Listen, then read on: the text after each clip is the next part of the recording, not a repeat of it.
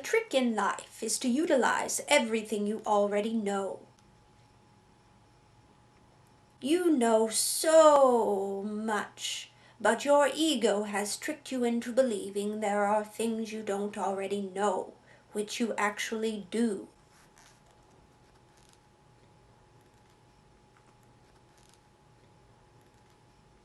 Your ego wants to keep you caged. Your ego wants to keep you a prisoner in the world of so many illusions. But your spirit wants to set you free, so you can become who it is you came here to be. Since you know so much already, when it comes time to make a choice, use your entire awareness and don't leave out anything just because it might displease someone else.